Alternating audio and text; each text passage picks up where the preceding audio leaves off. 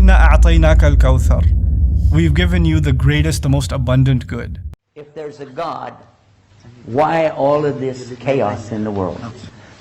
Tornadoes, earthquakes, they have increased in intensity just like Prophet Muhammad ﷺ said they would. Tremendous number of earthquakes today. Several hundred earthquakes have happened since I've been giving you this speech right now. Along with that, pestilence, violence, wars, occupations, and family abuse. Serious problems. So if there's a God, why is all that stuff happening?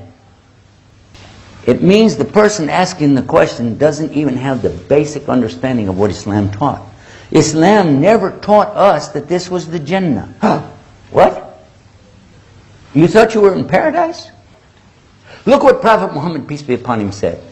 He summed it up with one of the simplest, most beautiful little teachings you could ever imagine.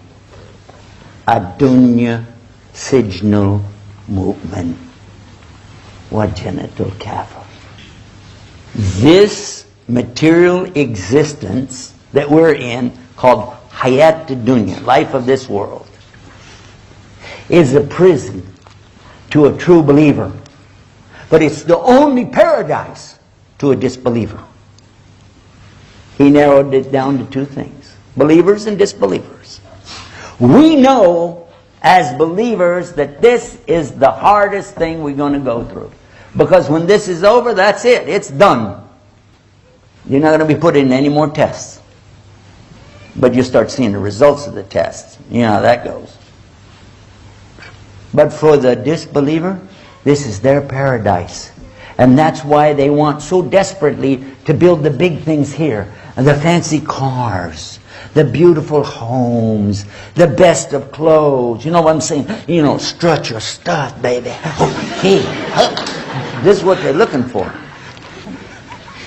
Two people will be brought on the Day of Judgment. One of them, he had everything he asked for in this life. Even to the extent when he was dying, he wanted a feast set before him, and he got it. The other person, he didn't get anything he asked for. Even to the extent when he was about to die, all he asked for was just a drink of water. And he didn't even get that. Now on the Day of Judgment, the one who had everything, he would be pushed into the hellfire. Like you put a needle in something and pull it out. Just in that instant, whoop, whoop. He would be asked, remember, he had everything. In your whole life, did you ever see any good? He'd say, well, Lord, in my whole life, I never saw anything good. It wiped it all out. The other man that had nothing, suffered in this life, would be put into paradise. Like you put a pin in something and pull it out. And then he would be asked, in your whole life, did you ever see anything bad? He would say, well, why? In my whole life, I never saw anything bad. No hardships. So why this guy who had everything has to go to hell, and why the other guy goes to paradise? Nobody is perfectly good, and nobody's perfectly bad.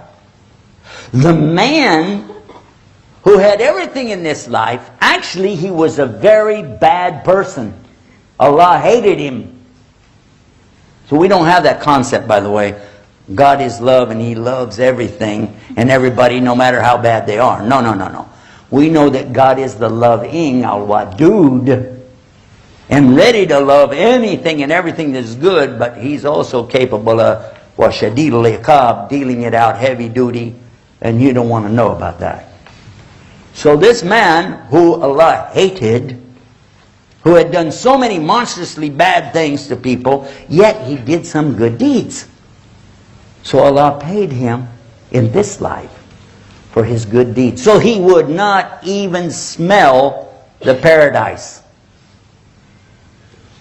That he could be thrown directly right straight into hell. The other man, this gentleman, actually was very good. And Allah loved him. But he did some bad things. He made some mistakes. But because Allah doesn't want him to even smell the hellfire, not even for a nanosecond, so Allah let him have his punishment here in this dunya so that he could go straight into the paradise. Stop and think about it. Doesn't that make sense? Doesn't there really need to be a day of judgment? Because otherwise, how could any of us look at the things that are going on around us again and again and again and see how the tyrants and the aggressors and the oppressors throughout history again and again and again, not only do they win these battles and wars, but they go away with all the spoils of wars. Well, the really good people, the honest, kind, giving, generous, charity-giving people are suffering, literally starving to death. But that's because this is a dunya.